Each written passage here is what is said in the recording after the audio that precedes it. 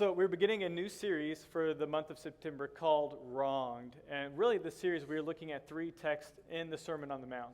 The text on anger, the text on retaliation or enemy love, and judgment. And really what this series is wanting to do is to step into the complex discussion of how do we love well in a community. You know, if Jesus says in John that I command to you to love one another, how do we do that when it's difficult? When love goes beyond being friendly and being kind, what does it look like when love requires confrontation, when it's not easy to do so? What does Jesus have to say about when we have been wronged, when we have been made upset? How are we to step in and continue to love each other well? And I feel some tension in this because this isn't something we often do very well. Often what we think of confrontation and conflict has been caught more than it has been taught, right? Like we see how conflict is managed at work or in our households. So we have these stories of how we are meant to do this. But often, we feel like it doesn't end up going very well. So what it look like to, as a community, handle conflict well? And there's so many things that bring about conflict. Miscommunications, misunderstandings, when we have a disagreement with someone, or really just unmet expectations. What do we do in the middle of conflict? How do we handle it well? Because I'm sure all of us have experienced a friendship, a relationship that has felt relational distance because a conflict just simply was not handled well. That it either blew up or it imploded, meaning we either, it blew up around us or we held it and repressed it, and slowly a relationship was corroded away. So what would it look like if Oikos was an extraordinarily grace-filled community? What would that do for our households? What would it do with our spouses and our marriages and our workplaces? What kind of witness would it be if that we were a people who knew and practiced how to love well in the midst of conflict? So how are we to be a gracious community in the midst of conflict? So I'm going to ask for two things this morning. One is grace. I'm not going to pretend to be an expert on conflict management. And so often these discussions, when we get upset with someone, when we get angry with someone, it's just really complicated. And I'm not going to be able to speak into all those complexities. But we're going to see what Jesus says on what to do with our anger. And the second thing I ask is that you begin to think about a moment recently or a moment just in your past where you have experienced deep anger. Can you be thinking about that? Because we want to kind of use that and kind of process it individually this morning. So when has there been a moment where you've had anger and outrage, and then how did you deal with it? And let's see what we could do with it. So let's read our text, and we're going to dive in. Matthew chapter 5, starting verse 21, if you want to follow along. This one won't be on our screen. Matthew chapter 25, Matthew chapter 5, starting verse 21. You have heard that it was said to the people long ago, you shall not murder, and anyone who murders will be subject to judgment. But I tell you that anyone who is angry with a brother or sister will be subject to judgment. Anyone who says to a brother or sister, Raka, is answerable to the court. And anyone who says, you fool, will be in danger of the fire of hell. Therefore, if you are offering your gift at the altar, and there remember that your brother or sister has something against you, leave your gift there in front of the altar. First go and be reconciled to them, then come and offer your gift. Settle matters quickly with your adversary who is taking you to court. Do it while you are still together on the way, or your adversary may hand you over to the judge, and the judge may hand you over to the officer, and you may be thrown into prison. Truly, I tell you, you will not get out until you have paid the last penny. So let's just talk about anger for a moment. It seems like in our cultural age that, especially since the 2016 election and then amplified through COVID, it seems that we just live in an age of outrage. Social media and news outlets are experts on stirring issues into life or death situations. Twitter feeds seem to just be discussions that don't want to reconcile, but simply see who can win an argument. Who can be most right? Because when I am most right, that means someone else is wrong. I've won the argument. Our culture seems to enjoy reveling in our anger, in our upset. Whatever side of the political field you find yourself on, we can all agree that it's saturated with anger. It's just something that we see every day on our phone, scrolling throughout. And an outpouring of this lately has been something called cancel culture and or call-out culture. The right wants to call it cancel. The left wants to call it call-out culture. This is when, I'm sure we all know, when a celebrity, someone in the public eye, has done something socially or morally just unacceptable, when they've harmed somebody with their words or with their deeds. And what we see is that the full force of the internet, of social media, Twitter, rages against them. And at the beginning, we saw this often with the Me Too movement, when women rightfully needed a voice to be heard, to find justice. Because that's what anger is at the end of the day. It is a cry for justice. But because social media and the way in which this happens, there's relational distance. And oftentimes it goes to the extreme ends. So what was a good thing often now is been distorted. One journalist on this talks about it like this. A Times article in 2016 called "America's Anger is Out of Control" says this about anger. The catch is that rage uncorked becomes rage indulged, and rage indulged becomes rage applauded. And pretty soon anyone with a gripe decides it's okay to crank the dungeon machine up to 11. We seem to enjoy being angry. There's some sort of satisfaction that happens when, in our anger, we can force ourselves onto someone. But like I said, often this goes to the extremes where it's not very healthy or helpful anymore. Tim Kreider, who again is a contributor to the New York Times, calls this outrage porn. That he was almost taught to write in such a way that it stirs the crowd, that's what sells on social media, on news outlets, that using anger is just simply what we like to read and to hear.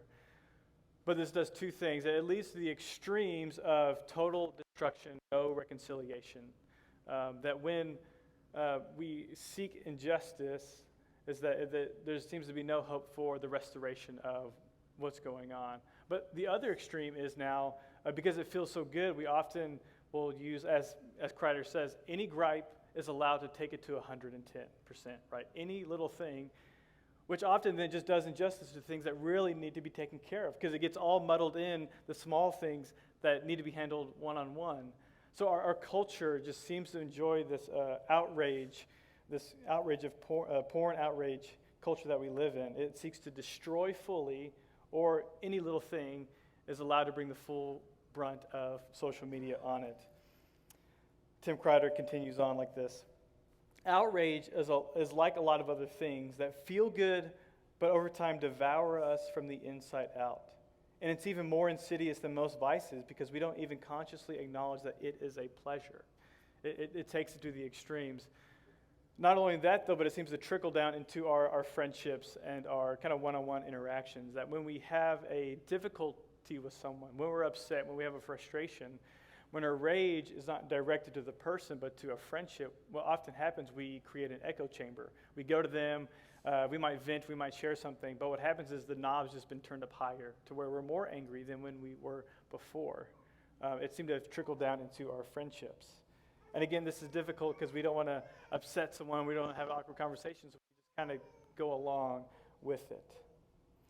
And this also leads to often what's called, when we imagine arguments, it's like, oh man, if I could have gone back, I would have said this, and we tend to be our most clever or our most agile, but we imagine what it would be like just to win the argument, take our anger, and destroy someone else.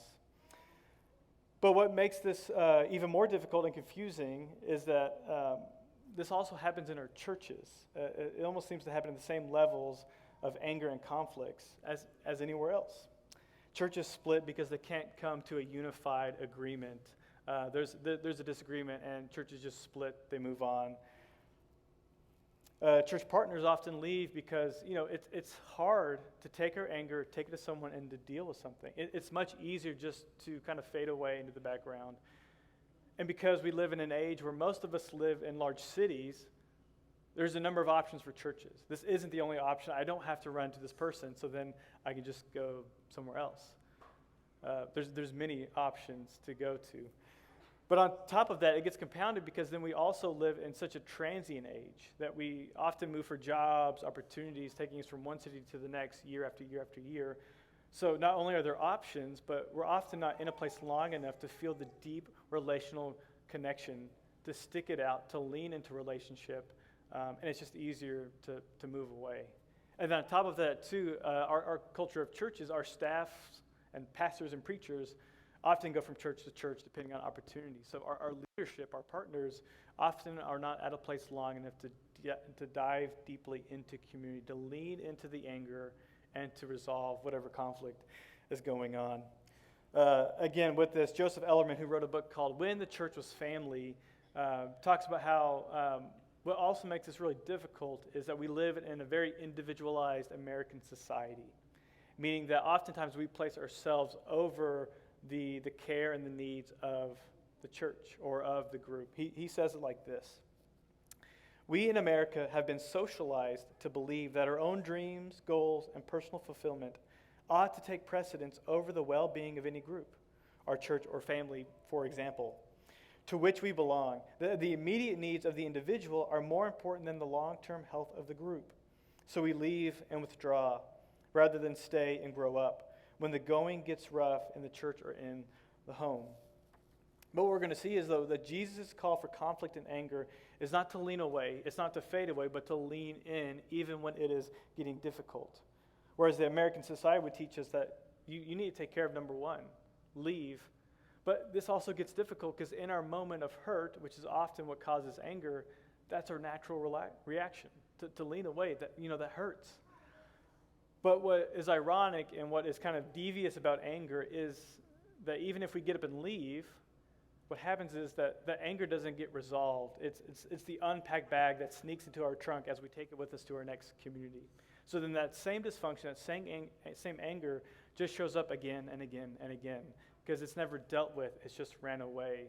One of the worst things that we can do is to swallow our anger and to not take care of it because it just becomes a poison in the well. It corrodes and erodes from the inside out. And on top of all of that, we know that our marriages, our parents, our families, our spouses are not immune to this either. And oftentimes when we experience anger in this sphere of our life, it's the most shame-inducing. It's because we experience this anger the most. We often become most angry with the people that we most love, which is what we're going to talk about today. But we get angry when we snap at our kids for making a mess or for not listening. Household chores, taking out the trash, keeping it tidy often sparks these brawls that seem to have no winner at the end of them. That even in our families, that this is where we seem to most experience most intense emotions of anger, and it's because it's towards the people that we most love. And it's either explosive or repressive. We explode using our anger like a battering ram, or we repress, kind of putting down the moat, putting up the walls, not talking. It's either violence or silence when dealing with our anger. Frederick Buechner puts it like this: of the 7 deadly sins, wrath is possibly the most fun. To lick your wounds, to smack your lips over grievances long past, to roll over your tongue the prospect of bitter confrontations still to come, to savor to the last toothsome morsel both the pain you are given and the pain you're given back. In many ways, it is a feast fit for a king. The chief drawback, however, is that you are what you are wolfing down. The skeleton at the feast is you. You see, anger only either destroys our relationships or it ends up destroying ourselves and destroys our community. But personally, I don't enjoy conflict. I don't think anyone really does. I'd much rather keep the peace than to make peace. Because we fear, well, if I go and, deal with it, I'm going to lose the friendship. I'm going to lose the relationship. Or, who am I to confront someone? Who am I to share my anger with someone? Because I'm imperfect. I'm just as imperfect as anyone else. We come up with these reasons to avoid or to explode. All the while we end up pulling away. So what does anger do? I want to kind of talk about 3 ways in what anger does. Anger destroys, it blinds, and it transfers. And this is what I mean. We've talked about the destruction a lot. But oftentimes when we feel wronged, our anger wants to destroy, but it is never an equal balance, right? Whenever we go and wrong someone else, it's always to the next level. It always escalates, always escalates. Anger naturally destroys if it is not taken care of. Second is that anger blinds. In the heat of rage, in the heat of anger, what happens is we don't see that person for their humanity, because it's easier to justify our anger if that person is not a complex human just like we are. One author talks about this as we totalize the other person. And by that he means often we take the one mistake, the one moment that we see this person as that we're angry about, and we totalize, well, that person cut me off in traffic. They're selfish. They're thoughtless. It's easier to be angry at someone when we can see them for this one identity and not for the full humanity that they are. But it also blinds us to, a lot of times, the reality of what's going on in a situation. Anger, as we're going to talk about, is such a responsive and reactive thing. We take information, and in the moment, we tell ourselves the story to make sense of what's going on. But oftentimes, our anger blinds us to the fuller picture. So there's often misunderstandings, miscommunications that lead to more and more and more anger. Anger blinds us, but anger also transfers. And what we mean by that is simply anger has really bad aim. Typically, anger gets directed to someone who it's not needed to be towards. We get angry at work because our boss is laying on to us because we're not meeting our numbers, but they don't understand the full thing going on either, and then we go home and take it out on our spouse. Or, all the different ways anger gets just misdirected. Anger often has really, really bad aim. So this is what anger does. So it's no surprise that Jesus talks pretty strongly about anger. But what is actually anger? What is going on when we experience this emotion? We know simply that anger is a secondary emotion. It's the response when something is not right in us or in the world around us. One writer talks about it like this. As pain signals injury to the body, anger signals injury in the soul. Anger is what happens when we feel emotions of disappointment, hurt, rejection, shame, embarrassment. It's when we lose a sense of control or when we felt misunderstood. That's why anger is often described as like the iceberg. It's the thing on top, floating on top of all these other emotions. It's what comes to the surface. Anger is also a safeguard. It's when we experience this deep longing within ourselves that is unidentified and undealt with, and it comes out as anger. Smith just finished up a series called Jesus and Sex. And don't worry, we're not going back to it. But in that series, he talked about a book called Unwanted. In this book, Jay Springer notes how sexual desire, lust, and anger almost always go hand in hand. And he says this about it. Lust and anger are the primary tributaries that often flow into the river of unwanted sexual behavior. You see, lust and anger are so tightly coupled because they both come from a longing for something else, something that is missing within us, either reconciliation, justice, or a fulfillment of desire. He goes on, lust points to a great desire for a good thing, like beauty or belonging. Anger aims at our longing for justice and restoration. You see, these two things that are both very physical are almost intertwined because they're both a longing for something that is not right within us. So we are crying out through either pornography, sexual behavior, or through our anger that we need something fixed and we just do not know how to get there. We don't know how to resolve it. And it's interesting that those are so closely tied because when you look at the Sermon on the Mount, Jesus teaches on anger and then goes right into lust. Jesus seems to be picking up on this as well. That both of these, what makes them so difficult to deal with is that they're both so physical. That's why anger is so difficult to control. And we all know what happens in our anger, right? Our pulse begins to quicken, our blood pressure rises. There's this physical heat we begin to feel inside of us. And it's often why anger is illustrated as fire, as this consuming force, because we feel the heat from within us. We begin to sweat, our breathing speeds up, our muscles tense because we get in that fight or flight decision-making time. Our bodies are ready to act. It just depends on how we are going to act, what we are going to do. That's why Gary Chapman says this about anger, is that we can't control our bodily reactions. However, we can control our mental and physical responses. Crucial Conversations is a book that talks about how to have really good conversations. And they say this: when adrenaline does our thinking for us, our motives flow with the chemical tide. Is that often our bodies take control. And we often feel like this. Have we seen this movie? So this is from the movie Inside Out. This is anger. He, in this movie, if you haven't seen it, is about Riley, a little girl who moves from Minnesota to California. And this movie is all from the perspective of her emotions, how she's dealing with this change and this transition. So there's joy, sadness, anger, disgust, and fear. And what ends up happening is that joy and sadness have to leave to go, take care of the problem. So who takes control of the mind panel? It's anger, disgust, and fear. I'm not sure exactly why he's wearing like business casual attire. I'm sure that's like a commentary I'm not picking up on. But oftentimes we feel like this. There's this sense of control that we have just lost. We feel like there's fire coming out of our heads. So with all of this in mind, what anger does and what anger is, it's no surprise that Jesus talks about it pretty firmly. And not only that, but Scripture seems to talk about it in a pretty negative light. Proverbs 29, fools give full vent to their rage, but the wise bring calm in the end. Proverbs 22. And it's interesting, when you read the wisdom literature, Proverbs, Ecclesiastes, the community of wisdom that's been passed on, all of them are pretty much saying, anger is dangerous. We need to deal with this well. Proverbs 22. Do not make friends with a hot-tempered person. Do not associate with one easily angered, or you may learn their ways and get yourself ensnared.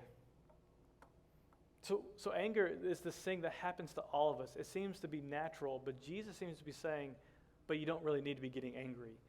So what do we do with this? Is it good? Is it bad? Is it neutral? Is it just a thing? What are we to take and do with our anger? And what makes even more of this complicated is that the pushback is, well, God gets angry, right? God seems to get angry a lot in the Old Testament. In fact, anger is mentioned about 455 times in the Old Testament. 375 of those are in reference to God's anger. But what we need to note is that I think actually God's anger is going to give us a pathway to how we ought to deal with ours. Psalm 145 says this: the Lord is gracious and compassionate, slow to anger and rich in love. Slow to anger and rich in love.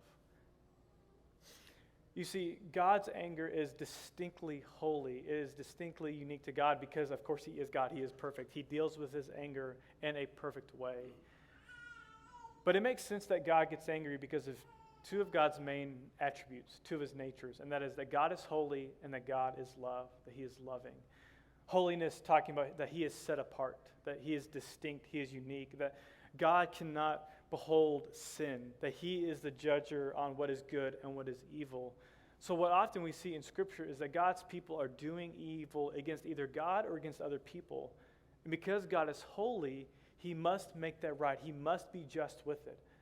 And it also comes from an outpouring of His love. Because He is loving, He wants to reconcile and make right what is unholy. So God's anger comes from His holiness and from His love. That is the natural outpouring of anger, is to correct and fix what has been made wrong. And God seems to do that purposefully and perfectly. So that's what anger is that anger needs to be a movement towards the correcting of what is disrupted love. That's why Timothy Keller describes anger as love in motion or love in action. It's when there is wrongdoing, it's the natural move to make it right through love and reconciliation. Anger is the smoke alarm in our house for when something is not right. But often what happens is that instead of going and finding the fire and the smoke in our house, we go and stare at the fire alarm beeping. That we focus so much in on the anger that we don't trace it back to the disruptive or disordered love that's at the heart of that anger. So there's two ways in which I want us to be able to look at this. So God's love, or God's anger, comes from His holiness and comes from His love. So there's, I think, two avenues of our disruptive love, and one is our neighbor love. When a relationship has been disruptive, when someone has been hurt, when someone has been wronged, when it's a close friend of ours, we feel that anger for them, right? When someone has been had injustice against them, that's when we feel anger. But often, a lot of times, we feel angry when our kind of beloved identity of being loved children of God is disrupted as well. So what we need to do is we need to take this journey of what is the anger, what is the underlying emotion of shame, disappointment, frustration, embarrassment? What is that? And then what is the identified disruptive love kind of at the core of it? So could we do a case study on this? And it's the first murder that we find in Scripture. So Genesis chapter 4. In this story, we know we have Cain and Abel, the first sons. They're brothers. One is the keeper of flock, and one is the toiler of the soil. And this is what we read. In the course of time, Cain brought some of the fruits of the soil as an offering to the Lord. And Abel also brought an offering, fat portions from some of the firstborn of his flock. The Lord looked with favor on Abel and his offering. But on Cain and his offering, he did not look with favor. So Cain was very angry, and his face was downcast. Sorry, I didn't keep up with us there. So notice this. Cain's response, he is very angry. Even in the Hebrew, kind of poetic language it uses, it says that his nose became red hot, that he burned with anger. Anger within him was kindled inside. So we see that where the anger is. This is the iceberg, right? That he is angry because his offering was not favored as much as Abel's. But then we quickly see the disruptive emotion, right? His face was downcast. That sounds a lot like shame. Sounds a lot like embarrassment. Or it could be that he's jealous from his brother's offering, right? So that's part of Cain's story is, what is the anger? What is the emotion going on underneath? It seems to be that there's shame. There's embarrassment. His offering was not as good as Abel's offering. Something about it was not quite right. But this is what we see happens. After his anger, God seems to be the one who wants to go and reconcile. Even where it's Cain's job to do so, God here is on the move. Let's read this, verse 6. Then the Lord said to Cain, "Why are you angry?" So notice, God here is almost taking the step to, hey, let's process this. What's the anger? What's the emotion? Why are you angry? This is when our parents tell us to count to 10 before we make a decision, right? This is the slow down moment. This is what we do with our anger. Why is your face downcast? If you do what is right, will you not be accepted? But if you do not do what is right, sin is crouching at your door. It desires to have you, but you must rule over it. Notice the language that's here. God is saying, hey, you're angry. Why are you angry? It's an invitation to trace the anger back to the original disruptive love. Either that's, Cain is feeling this kind of unworthiness with God. He's questioning his love with God because his favor has not been, his offering has not been accepted as well. Or maybe there's some jealousy. There's this sibling love that has been disruptive. He's saying, what's been disruptive here? What is going on? But notice how God talks about anger, talks about sin. It is like a crouching animal. It is waiting outside of your door. You see, anger, our sin, wants to have us. It wants to take all of us. It's not just going to take a little bit, but it wants to consume us fully. But God here is saying, you can rule over this. You can take control of your anger. This is the first misstep of uncontrolled, mismanaged anger. And what we're going to see is that it leads to death. We know that Cain does not listen to God, does not trace his anger back to the disruptive love, and that he invites his brother out into a field and kills him. And what we're going to see is that he is cursed by God because of this. And what we see is that this becomes a generational curse, that son after son after son is violent, murderous, and angry. It is not dealt with, so it gets passed on, and passed on. But also notice this. This is part of the curse. It desires to have you. Oh, let's go one more. Let's see. Okay, maybe it wasn't in there. But notice here, if you go to verse 10 of Genesis 4, it says this. It says that Cain, you will be a restless wanderer on earth. So Cain becomes angry with his brother, murders his brother, and part of the curse is not only will you have to toil the land, it will not produce for you. Not only will your work be disruptive, but Cain was a man who had a people. He was a man who had a home, but now he will be a man who has no home, no people, and you will wander in the wilderness, no place to go. You see, that is the natural outpouring of our anger, is that it pulls us away from community, from group life. It pulls us away and we become wanderers with no people and no home to have. That is the natural repercussion of where our anger leads us. So oftentimes we need to ask our anger deeper questions. So this is one of our kind of main core things we talk about at Oikos, is asking deeper questions. Because so often, we're going to talk about here in a moment, how do we deal with external conflict? How do I go to someone to deal with this? But so much of the work needs to be inward. It needs to be kind of inside of us.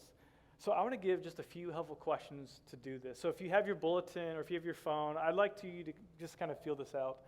The first step in asking our anger deeper questions is this, just to locate your anger. And this is to ask the question, is this really what I'm angry about? So think about a situation where you've been angry, where you've been upset, where you've had a conflict. And ask the question, is what I was angry about really the thing that I was angry about? I think another helpful question with this is, was my anger at the level where it needed to be? Was my anger proportional to the offense that happened? That helps us locate it. So first step, locate your anger. I'll give you just a second to kind of write that out, to think about it. Is this really what I'm angry about? Is this what is going on? The next one, define your anger. And this is really just to ask the question, what feeling is going on underneath? Is it disappointment? Is it frustration? Is it embarrassment, jealousy? Is it a sense of I've been out of control? I've been misunderstood? So think about that moment. What were you actually angry about? Had it been misdirected? And then define your anger. What's the thing underneath the iceberg? What's going on right underneath? Next, we need to identify the disruptive love. So this is just to ask a question we've already asked. How has love been disruptive? Has my sense of worth, my sense of value been disruptive? And I'm lashing out because I've been misunderstood? Or has there been a love with someone else been disruptive? So I don't feel this relational trust. I feel betrayed. I feel, someone's gone behind my back. How's love been disruptive? And I've found this really helpful. And oftentimes when I do this myself, when I'm angry or when I feel just kind of bitter, resentment, oftentimes what I find is I'm just tired, that I have not loved myself in a way that I've respected my limits. And because of my tiredness, my weariness, I'm on edge and I lash out on other people. So I found this helpful just in the sense of, is this actually something going on, or have I just not been taking care of myself? And the last step here, to ask our anger deeper questions, is to forgive and listen. And I think this is a really crucial step. And this is to ask the question, God, what is needed from this disruptive love? Because really, as we are becoming mature Christians, there's a discernment and wisdom here of, do I go and address every single little thing that I'm upset about? Because I'd probably spend most of my days addressing those little things, right? But there's a question we need to ask here is, God, I'm frustrated by this thing. Someone has upset me. Someone has angered me. And I've traced it. I know what's going on. Can I give this to you, God, and will it quelch the anger? Can I give this to you and forgive them, give it to you, and it be dealt with, be taken care of? Or after I've done this, God, will you tell me? If not, then I need to go and reconcile. I need to go and deal with this directly. So I find this very helpful, is to forgive and to give it to God and to just simply listen. What do I need to do with this anger? Do I need to go and address it? So that's kind of the internal, and now we need to get to Jesus' teaching on what he says about anger. So notice this. But I tell you that anyone who is angry with a brother or sister will be subject to judgment. Again, anyone who says to his brother or sister, Raka, is answerable to the court. And anyone who says, you fool, will be in danger of the fire of hell. So notice here, Jesus doesn't just say when you become angry. It's when you become and stay angry with a brother or sister, which is a pretty key understanding. But the first thing that we see is that Jesus here says, when you call someone Raka. Raka is this Aramaic word for like empty head. It's really to question someone's intelligence. It's to say, one commentator, John Scott, gives some other translations for this word Raka. It's to call someone nitwit, blockhead, idiot, or numbskull. Raka is to attack someone's mind, whereas you fool is really to attack someone's heart. To attack their morality. So it's to attack their intelligence and to attack their morality. And again, it's that totalizing. It's the saying that is who you are, that is your identity. And what we see is that this becomes a form of death because it becomes the death of that person's humanity. Is that when we call someone rock, when we call someone fool, we're not leaning into the relationship. We're not making that bridge to reconciliation, but we're in fact making separation. We're leaving no open doors to deal with what is actually going on. Richard Beck, in his book, talks about it like this. He describes this long-form disgusted anger or contempt like this. This is why Jesus says calling people idiots, rakas, or fools is a form of killing. Contempt is affectional murder, is a death in the heart. To choose to use our words as weapons, as spears and swords, and not as medicine to heal, we have been putting to death not only the person's humanity and identity, but the relationship, the potential to see it redeemed. It becomes a murdering of the person and the relationship that we may have with them. And he says, you are liable to judgment. Just as you are called to not physically murder, you're called to redeem relationships and not to break them apart. So, Raka, you fool. I want to skip down to verse 25 and then we'll go back up. He says, settle matters quickly. So this is when you have an issue with maybe not someone inside the church. When you have issues with someone, notice he says, settle matters quickly. And this makes sense. We've talked about this, that anger, when it becomes so destructive, is when we hold on to it. It's like the hot potato that we hold on to. We don't throw it away. It begins to burn us. It begins to grow. It escalates further and further. Ephesians chapter 4 talks about this as well. In your anger, do not sin. Do not let the sun go down while you are still angry, and do not give the devil a foothold.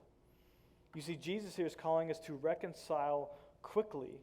Where God was slow to anger but quick to reconcile, we are often quick to become angry but slow to reconcile. And we've talked about all the reasons why. It feels good to be right. We don't want to disrupt the relationship. But Jesus is calling us, deal with it quickly before your anger gets out of control. Deal with it quickly. And I think there is some wisdom in here because we want to deal with our anger responsibly, but not reactively. So we don't want to just take our initial anger and then go deal with it quickly in our moment of rage. We want to take a moment, pause, ask our anger deeper questions, and then go and deal with it. To not let it grow, to not let it burn, but to deal with it quickly. This is often why, James says, be slow to speak and slow to become angry. And notice here, while they were on their way, and he mentions this because Jesus is understanding and appreciating what anger does. It just simply escalates and escalates and escalates. But while you're side by side your adversary, because when you go to court, you're going to be face to face. You're going to be trying to win at that moment. But while you're going, deal with it then, because it will simply continue and continue to consume. It's not just going to be this, but it's going to keep on going and going and going. That is why Jesus calls us to deal with our anger quickly. So let's go back to verse 23, skip up, and this is going to take us to our last text. Therefore, if you are offering your gift at the altar, and there remember that your brother or sister has something against you, leave your gift there in front of the altar. First, go and be reconciled to them, then come and offer your gift. So notice what Jesus is doing here. It is radical reconciliation. He doesn't just say, if someone has wronged you, he's saying if you know there's something going on with someone else, you should be the one to go and take care of it. He says you go and be the one to resolve it. You see, dealing with our anger, dealing with our confrontation always has to be active. The moment of reconciliation never just simply falls in our lap, but we have to go pursue it. We have to go be the first ones to take care of it. Again, Ephesians chapter 4 talks about this. Get rid of all bitterness, rage, and anger, brawling, and slander. Get rid of it. Anger cannot be just simply covered up. It can't be forgotten about. It's going to continue to grow and grow. When we first moved into our house, we had this kitchen that really needed to be updated, but we were pushing it off. And unfortunately, though, our dishwasher flooded and just ruined all the floors. But what we found was that underneath our laminate, there was just kitchen carpet for some reason they just placed over the top. So now all that carpet was soaked up, and now our laminate was soaked up, so it all had to be ripped out.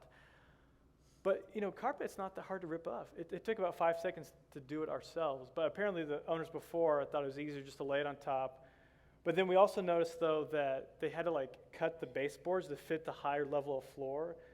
So oftentimes we feel like anger is easier just to let it be, just to not think about it, cover it up. But we then have to, work around it. We have to, not deal with people, kind of avoid people. But Jesus is saying, if you know someone has something against you, rip it up. Get rid of it. It's just going to mold. It's just going to decay. And we need to take care of it quickly. But notice, Jesus here says, go and take care of it. Go, be the first one and reconcile it. So this is where we need to talk about another text. Matthew chapter 18. This one isn't on the screen, but if you want to follow me along, this is Matthew chapter 18, starting at verse 15. If your brother or sister sins, go and point out their fault, just between the two of you. If they listen to you, you have won them over. But if they will not listen, take one or two others, so that every matter may be established by the testimony of 2 or 3 witnesses.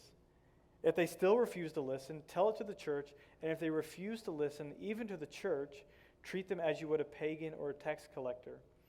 Truly I tell you, whatever you bind on earth will be bound in heaven, and whatever you loose on earth will be loosed in heaven. So Jesus here is just taking care of all the different sides. He says, if someone has something against you, you go and take care of it. But if someone has sinned against you, you go and take care of it. So do you see the vision of the community that Jesus is creating in his kingdom?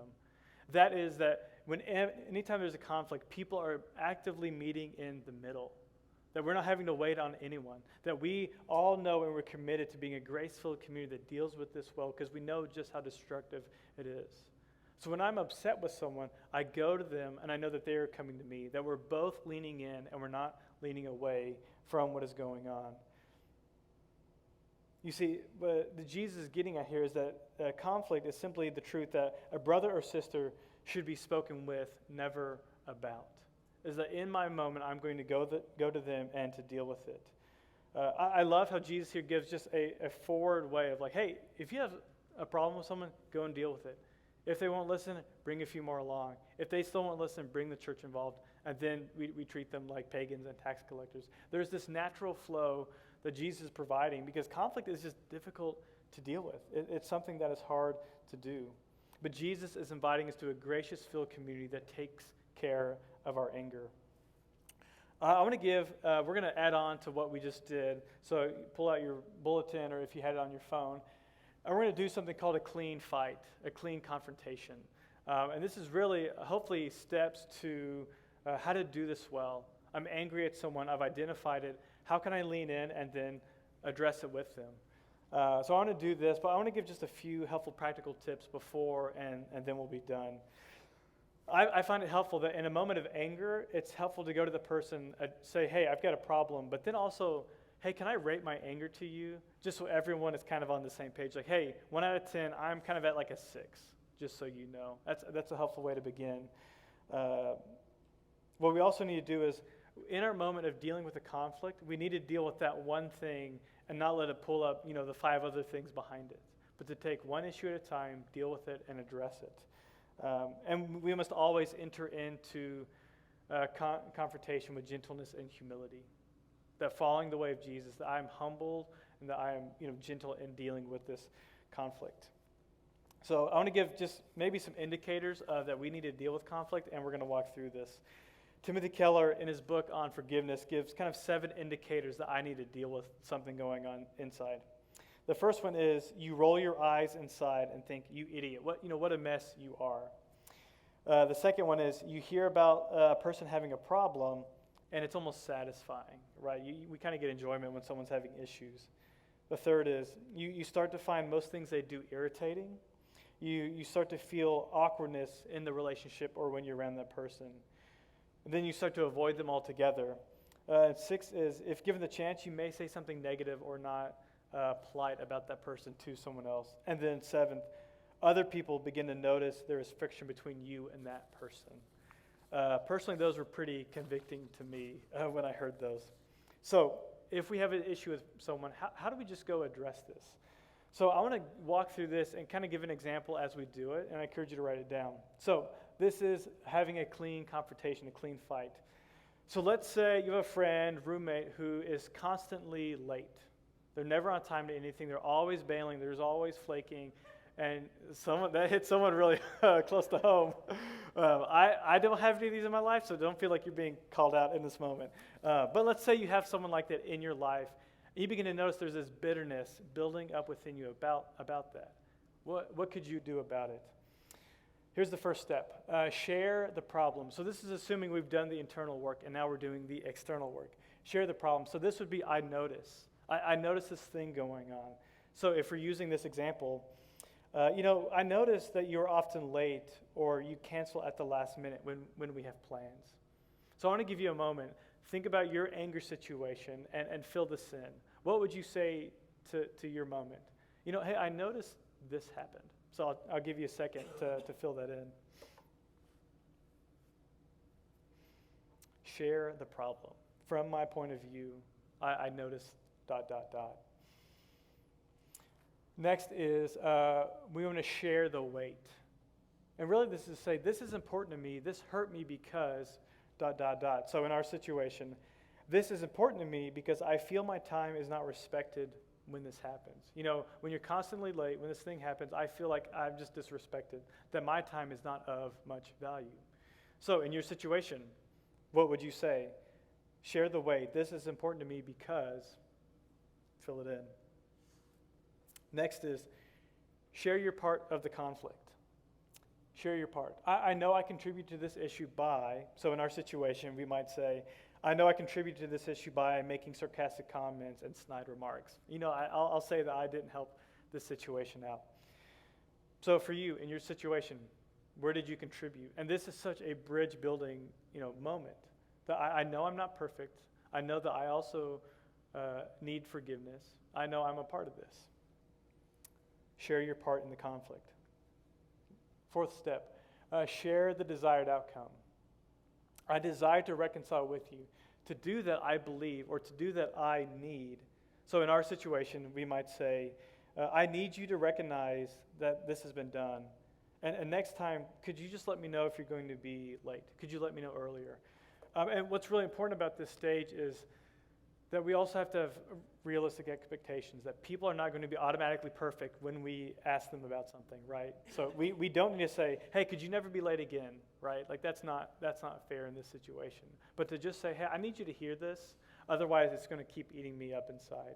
And then, next time, could you just let me know earlier if you're going to be late? So for you, share the desired outcome. What do you need from this conflict or situation? What's your desired outcome?